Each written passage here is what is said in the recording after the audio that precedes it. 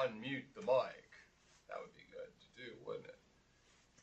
My name's Kurt Bonk, and this class is a class on learning theories, of which we'll be using a book by Margaret Driscoll. It's called The Psychology of Learning for Instruction. There's another book by Phillips and Soltis that you can use as an optional book, especially if you're teachers. Now today I'm just going to walk you through the opening chapter of the books and the first week of this class that relates to your own philosophy or theory of learning. But before I go through some points about this class and about the theories we'll be covering and topics and so forth, I thought I would kind of give you a brief rundown of kind of the expectations of this course and the syllabus, and a little bit about my background, although I don't want to go too deeply into that. But let's just say I've been teaching a class on learning and cognition for, well, this is my 20th year. So I was 8 years old when I first started teaching this class, since I'm 28 now. And you may have a syllabus for this class that you're taking. And in here, what we've tried to do is to give you options and choice. And we've tried to use resources that exist online. So Joyce Alexander at Indiana University has a set of web resources on up there for this class when she teaches it fully online that I've linked to. There's a theory into practice database that I've linked to. If you haven't gotten the books yet, go to Amazon.com or half.com and buy them half price. But the goals of this class are to get you to think about or see the different learning theories that are out there and how you might potentially use them in your own instruction. So getting you to think about principles, concepts, and how they overlap and how they're different and how you might combine or be more eclectic in effect and use these ideas in your own instruction. There are an additional set or an addendum of videos for every week of the semester that you can watch. And so you have the capability of not only reading in this class, you can watch the videos, and I'll also try and attach a video or a podcast for every week of the semester in this class. And so, you know, there's 3 or 4 ways to learn. You can learn from reading a book. If you want to read a book, you can do that.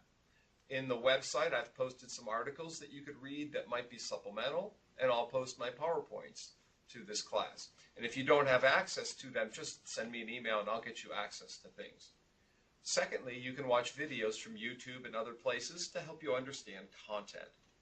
Third, you could explore the resources that Dr. Alexander has with the Theory into Practice resource database. So that's another way to learn the content. Fourth, we'll have online discussions and so forth in this class. So there are many ways to understand learning theories. And the assignments in here, the tasks, get you to apply things, whether it's creating your own personal learning theory or writing cases about situations or problems that you have and solving them based on the theories we're reading. So there's a number of ways to address or, in effect, to understand learning theories and instructional theories and come to some kind of a perspective at the end of the semester that maybe you're changing your own personal learning philosophy. I hope that you are reflecting on it constantly and that you try things out. And if you do, I will make you the top banana in this class, and I will send you one of these in the mail. Or maybe I'll send you $1 million. We'll see.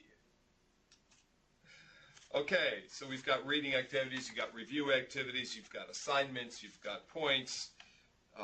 Cool resource providers. Every week, one person will be a cool resource provider and provide extra cool stuff on the web that we may in turn talk about. We'll have discussions and participations. You'll be writing some papers in here. You have a choice of picking from various papers to write about. Job application papers, learning theory papers, personal learning theory papers, case papers. And at the end, you have many choices. Actually, in this class, we'll have a reflective writing assignment about technology and learning. And then we have a final assignment that gets at either writing a super summary of what you've learned, or a wiki book chapter, or an extension, or something to that effect. And there are options within here. I have a final super exam if you want to take it, but we'll talk more about that. And basically, every week you'll be in different groups talking. So this class really gets us to think about the lenses that we wear, the frames or the glasses. This is my old pair of glasses. Okay, now I'm a social constructivist, and I've got my new pair of glasses that I can put on and wear. Okay, I can be, it's kind of like different perspectives in life. These theories provide different lenses in which to look at learning, in which to think about learning and learners. Do we feel as though learners should be autonomous, independent learners? Do we feel as though we want to give them power or say in their control of their own learning environment? Or are we going to go back in time, like my old glasses, and become behaviorists again and control the learning environment for the learners, him or her? Do we want to create a sequence of events for them to walk through and to learn from?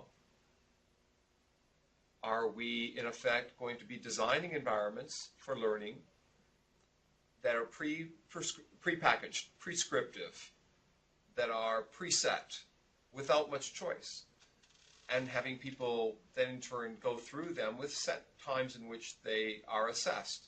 Or are we going to want to take a different approach and let the learners pick and choose from a smorgasbord or a larger subset of options, like your syllabus has options? And if you're in Dr. Lee's class down in Houston, who might be watching this as well, I think your syllabus has a lot of options as well. And so are you going to do that when you teach? Are you going to allow your learners to have a set of options to learn from, or are you going to be prescribing the learning that you have, or be somewhere in between?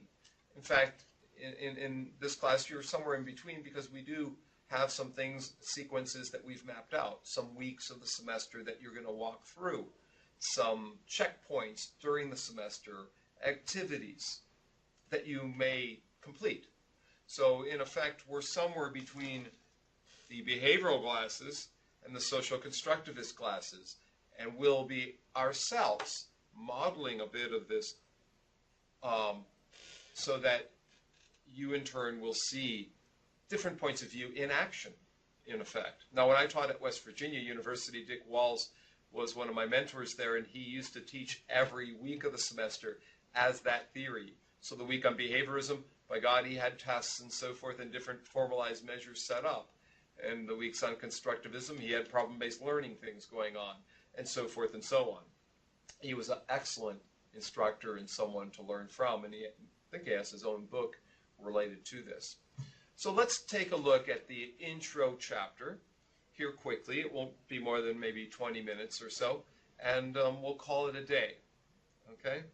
And we'll let you pursue this chapter on your own and read about it and reflect online about your learning theories, about your perspectives, and maybe your current job situation, and do some social icebreakers online and things of that nature. Okay, so let's go through here a little bit and just get you into the books that are in this class. Now, in my class, I don't know if Dr. Lee's class down in Houston, but Learning Journeys is an optional book, and it's a good book about people who have summarized one particular teacher who is important to them in short chapters, and I have folks review or reflect on them.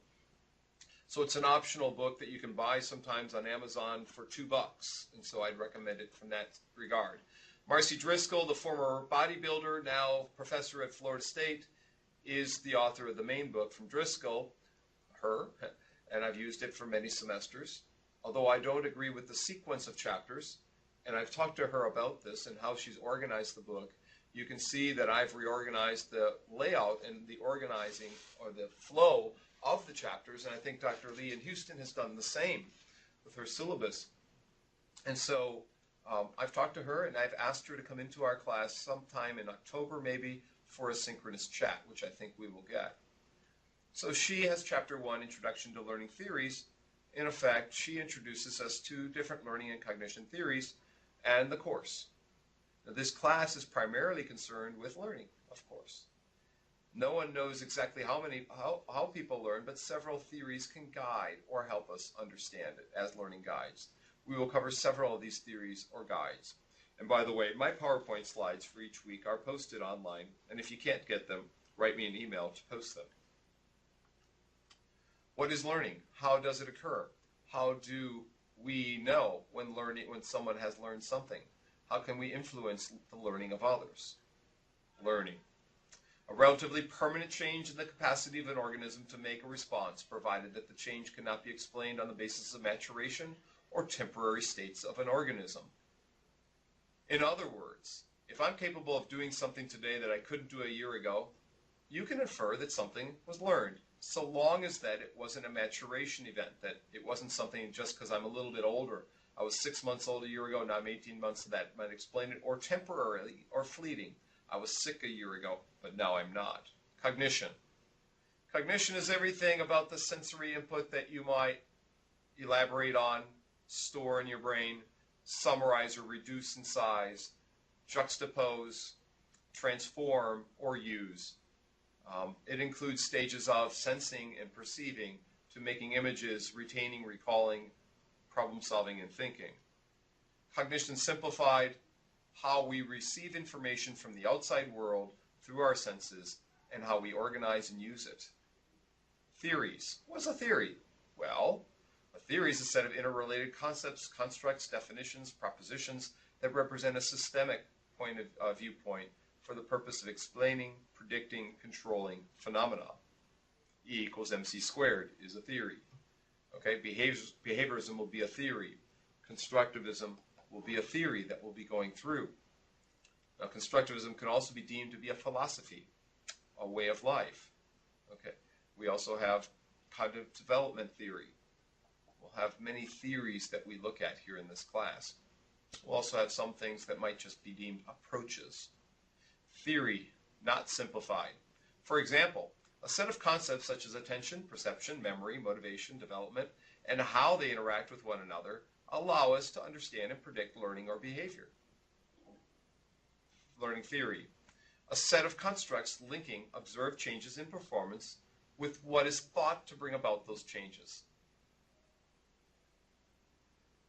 Theories originate with questions. How does X occur? Study number 1. Will students at a remote site, on this video conference, listen to what I'm saying when I'm not there? I could do a study of that. I could go to the remote site on different weeks and get tests on different weeks and compare performance at the remote and at the present site and see which group of students does better. Study number 2. Does taking notes in this class increase learning, even if you never look at them again, or if you look at them 10 times, or if you look at them 5 times, or if you share them with someone else, or if you take them in red ink or in black ink, or if you take them with a pen that records everything that you're saying. You know, if you've got a pen that you can take notes on and everything you're saying is recorded in a microphone, the lectures are there for being replayed, and when you click on the notes, you can hear it.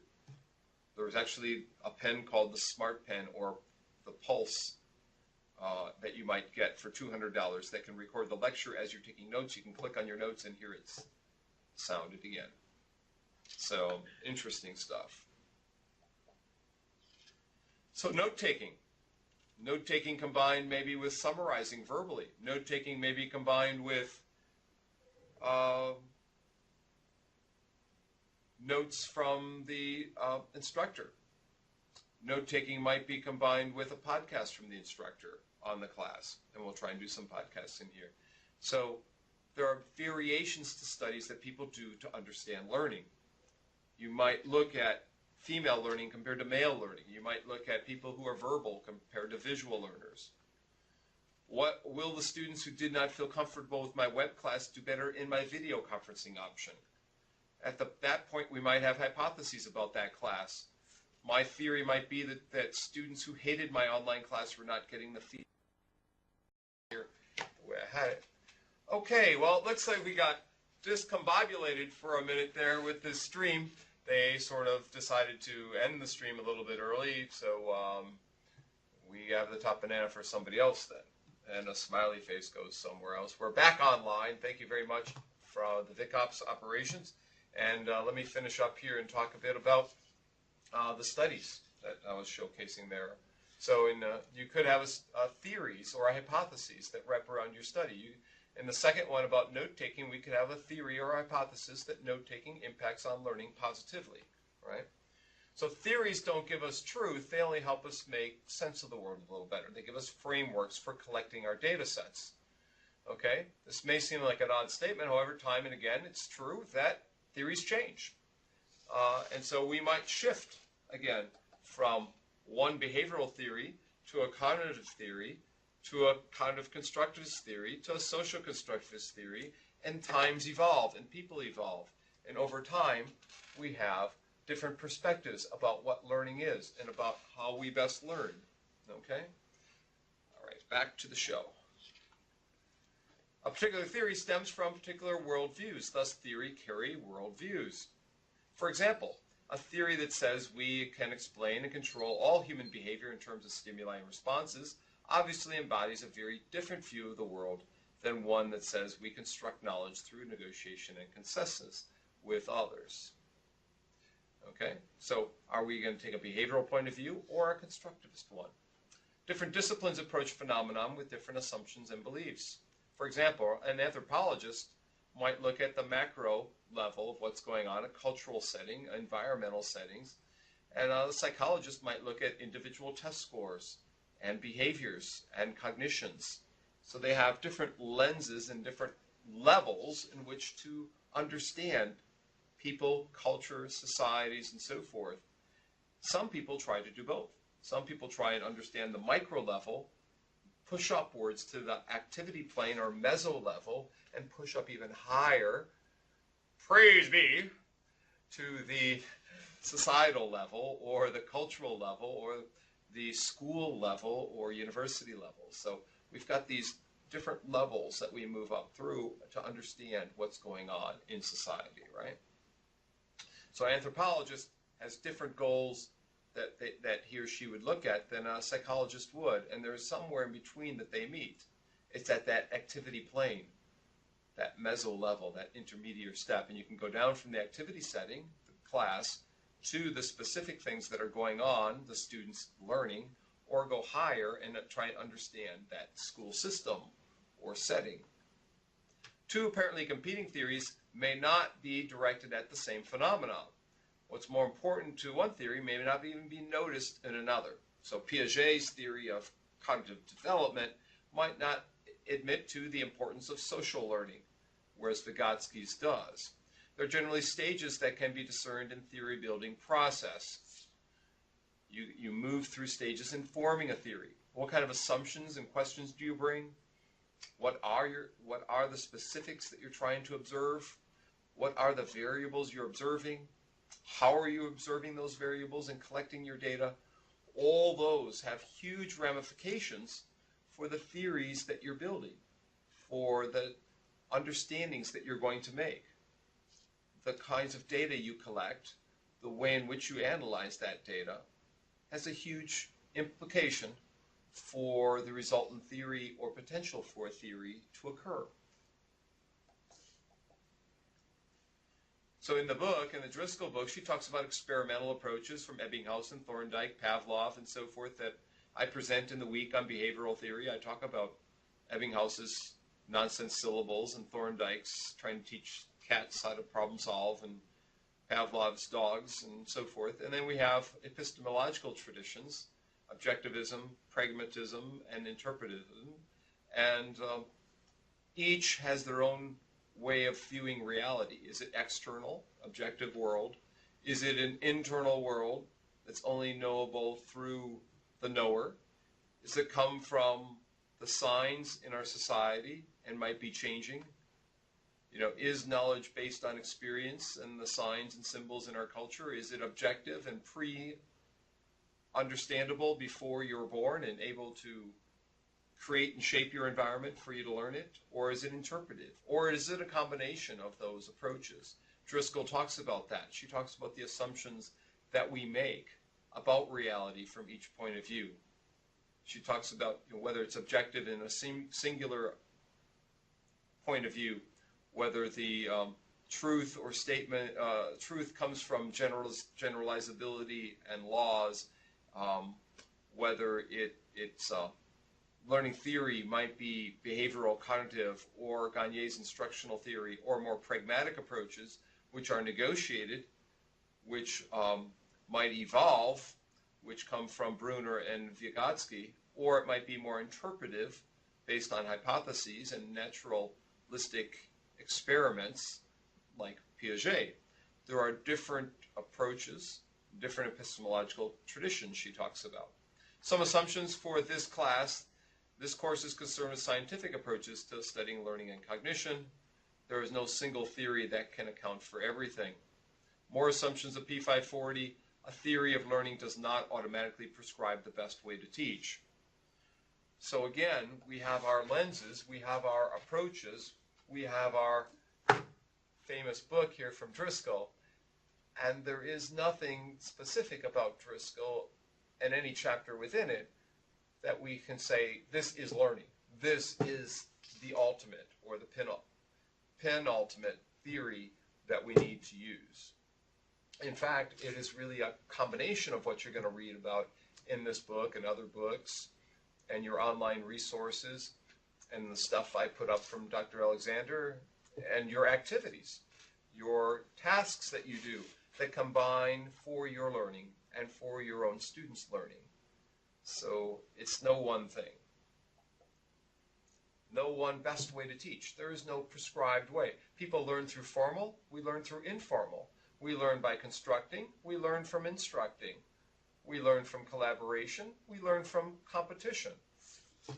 You know, I think that all learning should be divided, maybe 15% lectures, 15% competition, 15% collaboration, 15% direct classroom-based discussion, 15% exploratory activities. And if you're writing this down, I just made all that up, so cross that off, okay? Tear out that page of your book, or your notes, and throw it away. But my point is variety. My point is that we learn, again, from competition, collaboration, instructors, receptive learning, personally constructing learning, problem solving, problem-based learning, case-based learning. There's many ways in which to learn. Formal, as well as water cooler, informal learning. My views of learning, you need to form your own view of learning. That's my number one assumption. Number two, learning theories reflect the prevailing cultural times. Currently, we have the pendulum switching us back to behavioral approaches, achievement test scores, and so forth from the federal government. But at local levels, we see that things are very problem-based, student-based, personalized. And we have course management systems like WebCT and Blackboard, which manage learning. At the same time, we have tons of resources on the web that help us explore learning and get us into real-world learning environments. We have this conundrum, this giant conundrum happening, right? Between prepackaged learning and self-directed learning. And we need to think about the prevailing cultural times, which today are mixed. We have all types of learning being emphasized wherever you go. Today, the shift is towards being eclectic or learner-centered. In the past, we could debate constructivism, we could debate humanism, but it's hard for people in the moral majority, for instance, to debate learner-centeredness. It's hard to say, I don't want my kid to be in a learner-centered classroom. They might say, I prefer lectures. But in the last 20 years, the humanistic chapters have been deleted from these learning theory books. I was a humanistic psychologist, I think, by training, but that's been deleted. Today, we see the evolution from constructivism to the word learner-centeredness, because it's hard for people to say, we can't, we need to get rid of that word. So I think we see some of the same ideas of humanistic psychology in the word learner-centered, because we want a caring environment, a comfortable environment to learn, a genuine learning environment where teachers are facilitators as well as co-learners that get students deeply into knowledge, exploring knowledge, and so forth, being more learner-centered. More views, activities, meaningful learning, relevant learning, blowing things up on a simulation, not in a real class. So you'll see your activities in this class, in the syllabus, in your syllabi, that are hopefully meaningful to you. And that's the intent, and if they're not, please let me know. Opportunities to share perspectives, whether we might be doing something with students from another campus. Last year we worked with the University of Houston students and they worked with us, and we had a video conference at the end. Because this is a web class, we can't do that, but we might still collaborate back and forth, sharing perspectives, giving choice and flexibility, big part of learning. I believe in choice, I believe in flexibility, I believe all people should take their own learning paths, their own solutions, their own calendars, and fill them up with what's relevant for them. Theories. What is common characteristics of a theory? Well, there are some common characteristics of many theories, and you'll have to figure them out this semester. We will explore each theory and examine how well it explains specific types of learning and learning situations. We'll prefer parsimonious theories, but we won't always have that. We'll have behavioral, cognitive, constructivist, and many other theoretical approaches. A behavioral approach, tradition, looks at observed behaviors and tries to exclude or does exclude most mental events. Attempts to look at reinforcements and punishments and the environment shaping behavior. That's the tradition of psychology, to look more at observable behaviors and trying to explain what's going on within them. Behaviorism also is a tradition that Skinner and later Gagne and others tried to evolve into a discipline that explained everything. But people like Gagne soon were converted to cognitive psychology, and we'll talk about Gagne later on in the semester. And you'll see some of his theory relates to behavioral theory, his lesson plans, and some relates to cognitive theory, reflecting on your lesson plans. Cognitive information processing, or SIP, gets at how we store and process and use information. Schema theory, Ausubel's advanced organizers, and there's no D on it, advanced things that come before to organize instruction, whether it's a job aid or think sheet. And so our learning theories out there. Constructivism contends that knowledge is constructed uniquely by each individual, or there's no single reality out there, that each is in principle unknowable, that we have to make up our own minds of what is reality in effect. We're helped by our outside others figure that out. Okay? Constructivism needs a scaffold. A house needs a scaffolding to be built before you can build a building, for instance. So do human beings. We need a basic foundation that we build up from. And most developmental theories are based on that foundation we build up as a young child. So this class, we will talk about many learning theories. We'll talk about many approaches to learning. And hopefully during the semester, we will all come to an appreciation of what is your understanding of learning. How do you think that learning best occurs, and how can you help your students learn? Some things might be behaviorally based. Some of your approaches might be more cognitive. Some might be more constructivistic, or take on other approaches. By the end of 15 weeks, you will hopefully have enough clues, enough insight into concepts and principles that you can apply and extrapolate to your learning situation, to maybe even create your own personal learning theory, philosophy, or approach that could influence others in your department, and you might be sharing with them different approaches. So I hope you enjoy this journey into Driscoll and into your other resources. Flip it around. We'll bring in Margaret later in the semester, or Marcy Driscoll, I should say. There's two Driscolls out there, one Margaret, one Marcy. We'll put on our smiley faces, and we'll all have an interesting time, I think, in this class, or I hope that we do. I hope that you can learn from each other, share with each other, be willing to send me or be comfortable sending me emails with questions, and hopefully we all can enjoy this experience this semester, and we can all learn together and become better teachers and learners and human beings. Again, thank you for coming to this opening talk, and apologies for the little blurb in the middle, that missing time when the stream cut off. Again, my name is Kurt Bonk, cjbonk@indiana.edu, with questions. Happy to answer them. Have a smiley face, everybody. Okay. Bye.